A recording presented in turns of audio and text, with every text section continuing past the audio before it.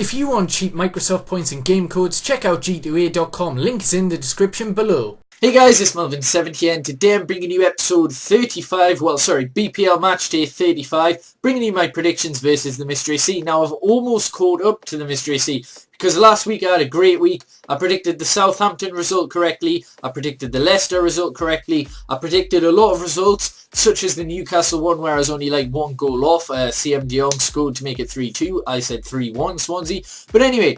it's currently 143 to me and 146 to the Mystery C, so hopefully I can catch up and overtake him this week. We're back to a normal schedule of 10 games, no extra long or extra short weeks, so yeah, let's just get straight into this. So, first game, Leicester versus Newcastle. Leicester have been stunning, alright? 4 wins in the last 5. The last game, obviously, they lost 3-1 to Chelsea, but they did very well. Newcastle, 7 defeats in a row, and they lost 3-2 to Swansea.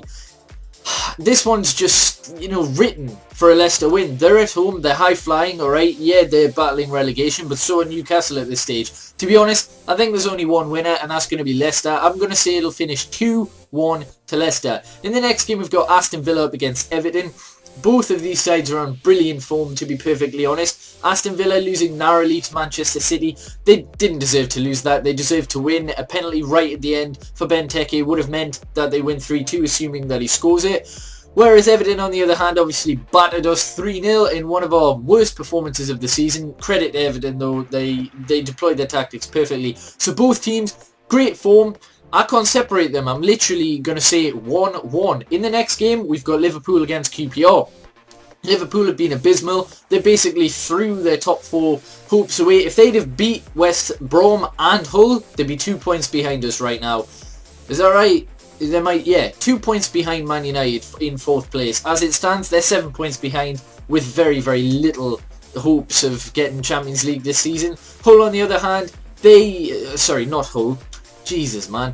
QPR, on the other hand, battling relegation. 0-0 draw against West Ham is a decent result. But for me, I think Liverpool... Fuck it, I'm going to say a 0-0 draw, alright? I was going to say Liverpool are going to edge it, but they just don't look very good at the minute. And QPR need points, so I'm going to say 0-0. In the next game, we've got Sunderland up against Southampton. This... St Mary's finished 8-0, as I'm sure many of you are aware. Sunderland got a nice 1-1 draw against Stoke. Probably not what they wanted. They would have wanted the 3 points because I think they're going down. It's between Newcastle and Sunderland. I agree with the true Geordie on that one, on who's going to get relegated this season. Burnley and QPR for me already down. Southampton, on the other hand, they got a 2-2 draw against Spurs. They played very, very well and were unlucky, to be honest. They did deserve the win, but they drew 2-2. Personally, I think Southampton are going to make it up in this game, and they're going to win 2-0 against Sunderland. In the next game, we've got Swansea against Stoke, who I believe both have got their best points total of the season, which is incredible, alright? You've got to hand it to Gary Monk and also Mark Hughes. They've done it fantastically well. They're evenly matched teams, and that's all I'm going to say. I generally believe it'll be a good game, alright? I'm going to say 2-2. I think both sides will go for it. They don't have much to play for apart from pride. So yeah, 2-2 draw. In the next game, we've got West Ham against Burnley. West Ham, along with Newcastle, are probably the sides you want to play at the minute. They just don't look as though they've got any confidence. It does look as though Sam Allardyce will be leaving at the end of the season. On the other hand, Burnley look as though they're down and out relegated, but they still have a chance of staying up. So they're going to want this more than West Ham, in my opinion, and that is why I'm going to say it'll finish 1-0 to Burnley.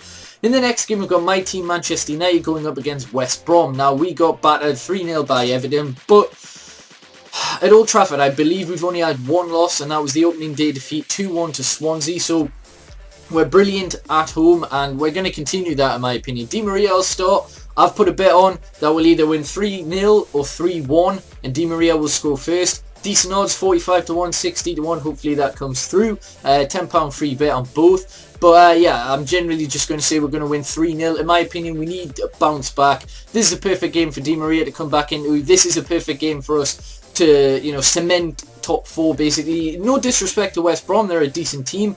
But I just see us being too much for them to handle. In the next game, we've got Chelsea up against Palace. Chelsea will win the title in this game. There's not much more to be said. Pardew's Palace have slipped slightly. Their performances have been good, but they might perform against Chelsea. Against the bigger sides, they seem to go for it a little bit. Well, sorry, they seem to sit back a little bit more and let the other side go for it. And I think that'll happen in this game, but Jose Mourinho is not going to let the title slip away when he can win it at Stamford Bridge. So I'm going to say 2-0 Chelsea. In the next game, we've got Spurs up against Manchester City, the biggest game of the weekend. Goals galore, in my opinion. I believe on average, when these two sides meet, there's 5 goals on average, which is just crazy. Alright, Spurs drawing 2-2 with Southampton, and Man City showing some of their worst form of the season, narrowly beating Aston Villa 3-2. You know, this has got a draw written all over it. It's got an entertaining game written all over it. So I'm going to say 3-3. And in the last game, we've got Hull up against Arsenal. Hull coming off the back-to-back wins against Crystal Palace and Liverpool, who Crystal Palace were in fantastic form when they beat them. Liverpool were trying to get top 4 and they beat them.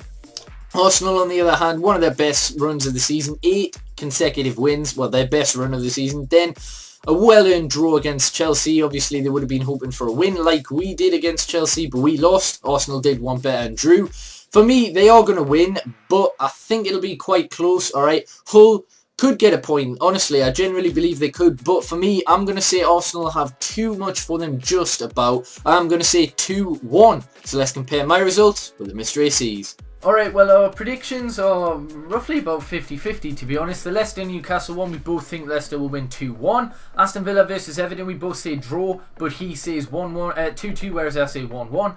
Liverpool, he believes, will beat QPR, whereas I say draw. Sunderland-Southampton, we both think Southampton will win. Swansea-Stoke, he reckons Swansea will win, whereas I say draw. We both think Burnley will beat West Ham. He thinks Man United will beat West Brom 4-1, whereas I say 3-0, so we've got the same goal difference there, being 3. Chelsea, again, 2 goal difference there. We both think Chelsea will win. He says 3-1, whereas I say 2-0. Spurs, he thinks will beat Manchester City 3-1, whereas I say 3-3. And then Hull, he believes will lose against Arsenal 3-1, whereas I say 2-1. Let me know what your predictions are. Hopefully you have enjoyed. Hit that subscribe button if you haven't already. Like the video, and yeah, peace.